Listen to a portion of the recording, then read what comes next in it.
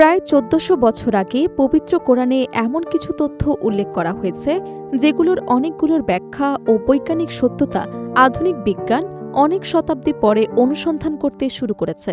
এরই একটি আলোচিত উদাহরণ হল মাকড়সার ঘর নিয়ে কোরআনের উপমা। কিন্তু প্রশ্ন হল, পৃথিবীতে অসংখ্য প্রাণীর বাসা থাকতে মহান আল্লাহ কেন উদাহরণ হিসেবে বেছে নিলেন মাকড়সার ঘরকেই?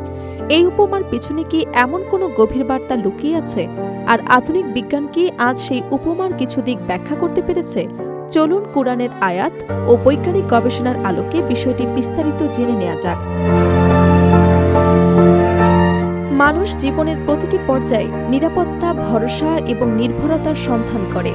কখনো সম্পদ, কখনো ক্ষমতা, আবার কখনো মানুষের ওপর আস্থা রেখে ভবিষ্যৎ গড়তে চায়। কিন্তু কোরআন মনে করিয়ে দেয়, স্রষ্টার পরিবর্তে অন্য কোনো কিছুকে চূড়ান্ত আশ্রয় মনে করলে সেই ভরসা মাকড়সার ঘরের মতোই ভঙ্গুর হতে পারে।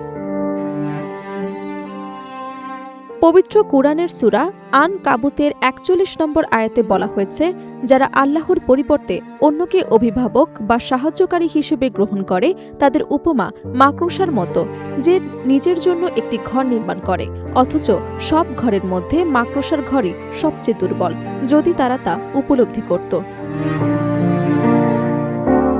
প্রথম দেখায় এই উপমার অর্থ সহজ মনে হলেও আধুনিক জীববিজ্ঞানের গবেষণায় মাকড়সার জাল সম্পর্কে আরও বিস্ময়কর তথ্য উঠে এসেছে।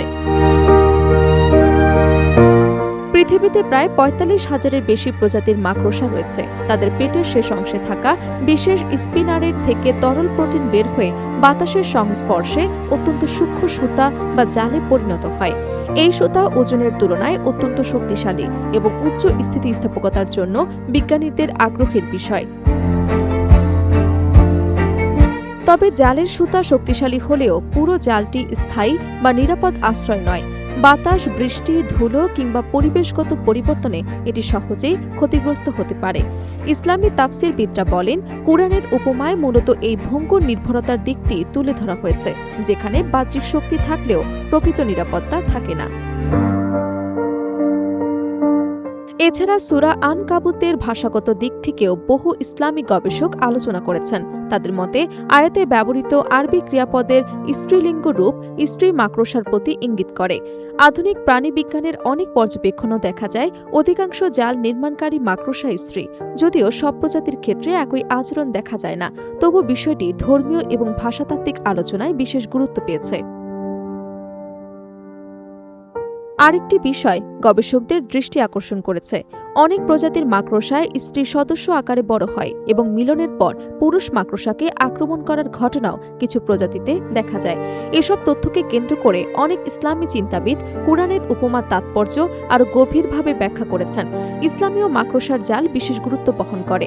স্কটল্যান্ডের রাজা রবার্ট দ্য ব্রুশের অধ্যাবসায়ের কাহিনীতে মাকড়সার জাল অনুপ্রেরণার প্রতীক হিসেবে উল্লেখ করা হয়।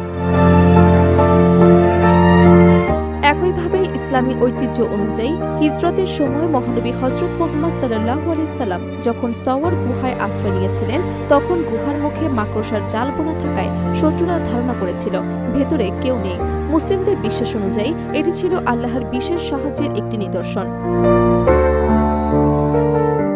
সব মিলিয়ে সূরা আন কাবুতের এই উপমা শুধু একটি প্রাণীর ঘর নিয়ে আলোচনা নয়, বরং মানুষের বিশ্বাস, নির্ভরতা এবং জীবনের প্রকৃত আশ্রয় সম্পর্কে গভীর শিক্ষা দেয়। ধর্মীয় দৃষ্টিকোণ থেকে অনেক মুসলিম এই আয়াতকে কোরআনের প্রজ্ঞার একটি উদাহরণ হিসেবে দেখেন, আর বিজ্ঞানীরা মাকড়সার জালের গঠন এবং বৈশিষ্ট্য নিয়ে এখনও নতুন নতুন গবেষণা চালিয়ে যাচ্ছে। ফলে কোরআনের এই উপমা ধর্মীয় চিন্তা এবং বৈজ্ঞানিক অনুসন্ধান উভয় ক্ষেত্রেই আলোচনার গুরুত্বপূর্ণ বিষয় হয়ে রয়েছে।